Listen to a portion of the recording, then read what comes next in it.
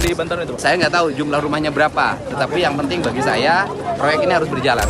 Terjadi penggusuran 5 rumah di klaster Setia Mekar 2, Desa Setia Mekar, Tambun Selatan, Kabupaten Bekasi.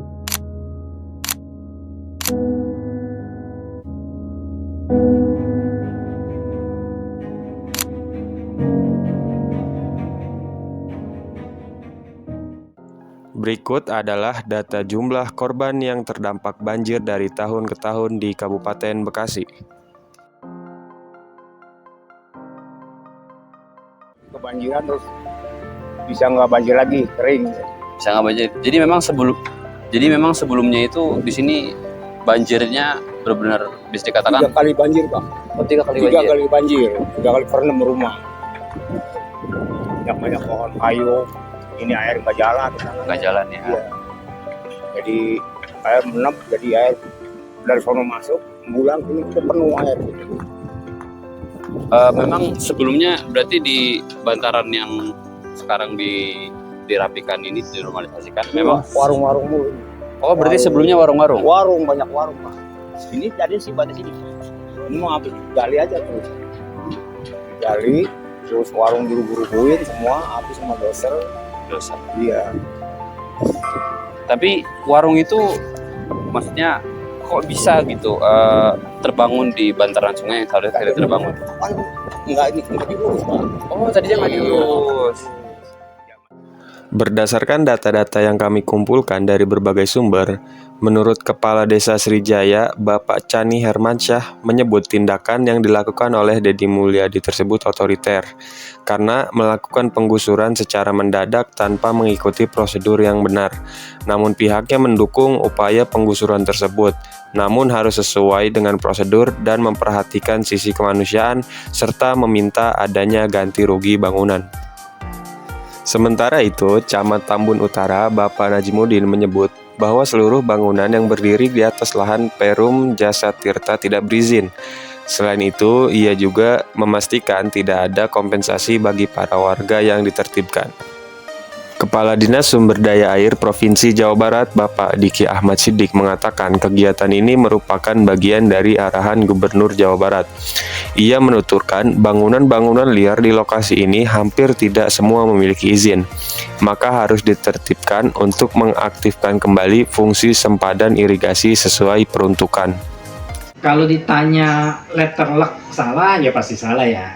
Hanya kan manusia atau karena semakin padat, ada kebutuhan untuk ekonomi atau keterbatasan lahan, ya kan membutuhkan tempat tinggal. Akhirnya ya mereka nyerobot membangun di atas bantaran sungai, padahal itu kan jelas tidak boleh kan. Ada aturan yang tadi saya sebutkan ya, bermacam-macam aturan tersebut ya. Nah, ketika dia membangun ya otomatis salah. Tapi ada juga yang lucunya, tapi dicek lagi. Ada juga yang lucunya, ada bangunan itu kok mendapat izin, taruhlah mendapat izin dari oknum gitu ya. Itu kan aneh ya. Nah, itu juga salah.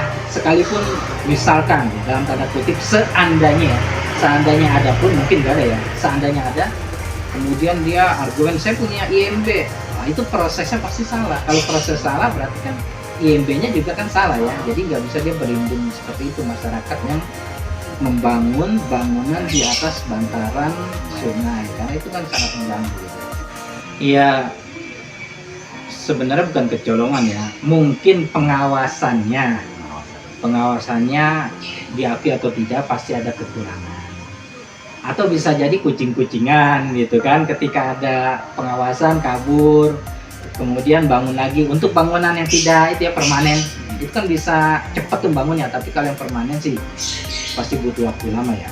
Kalau yang tidak permanen itu kan cepat tuh bangun, misalkan mendiriin apa gitu ya, bubuk-bubuk liar nggak cepat. Tapi kalau bangunan yang permanen kan, nah kalau misalkan ini dengan tanda kutip ya, seandainya ada yang izin atau ada IMB, itu pasti salah prosesnya, pasti salah.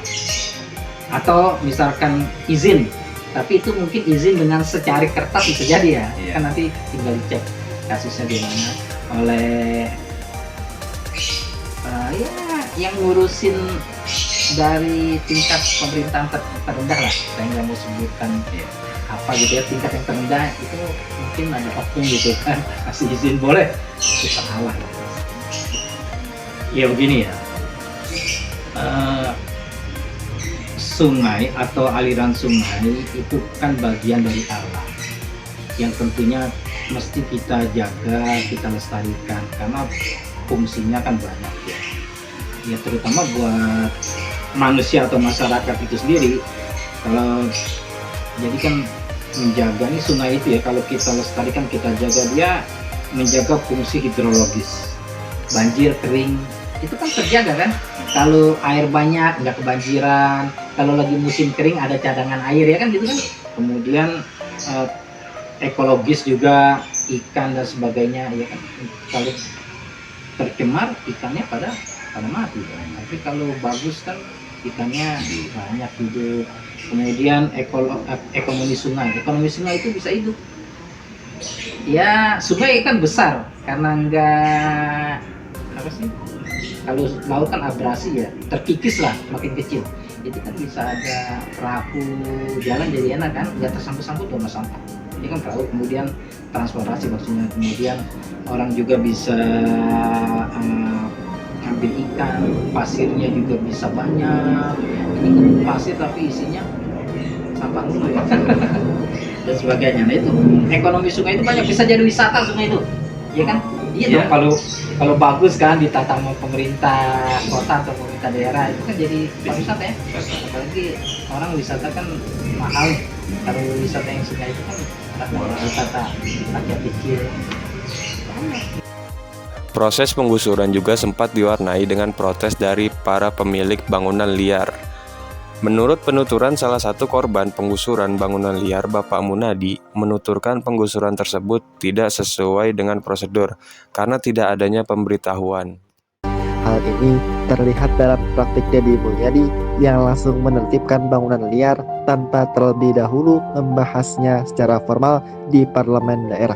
Keputusan tersebut menunjukkan bagaimana kebijakan bisa lahir langsung dari tindakan pelaksana, bukan hanya dari regulasi atau hasil rapat politik. Dalam perspektif SLB, ini adalah bentuk nyata bagaimana street level actors membentuk kebijakan publik lewat aksi langsung. Namun, pendekatan ini juga punya sisi yang perlu dikritisi. Meski penertiban dilakukan demi kepentingan umum seperti keindahan kota atau fungsi ekologis, proses yang minim partisipasi atau tanpa musyawarah formal berisiko menimbulkan ketegangan sosial dan melemahkan legitimasi kebijakan. Dalam konteks teori ini, inilah salah satu tantangannya. Ketika pelaksana kebijakan punya kekuasaan besar, maka batas antara pelaksana dan pembuat kebijakan menjadi kabur. Dengan begitu, kasus Deddy Mulyadi menunjukkan bahwa peran birokrat lapangan sangat strategis, tapi tetap perlu dikawal agar tidak melampaui batas demokrasi dan akuntabilitas. Kebijakan akan lebih kuat jika tetap berpijak kepada proses yang terbuka dan melibatkan publik, bukan semata berdasarkan inisiatif individu di lapangan. Mata dan telu yang asin perlahan dihapus angin, Jogja yang beku mendingin, menari menghancurkan alam raya yang kecewa. Dibuatnya malapetaka, kamar berjeruji, berpenghuni, bersafari, berbagai fauna flora, kerasukan freon, biru, toko bunga, barang ahli industri, teknologi, etnografi, produksi menggurui penghuni asli. Berbicara cepat, bilang haram, kearifan lokal yang dibuka, tuli pada yang belajar alam, mati sesak nafas tengah malam. La la la.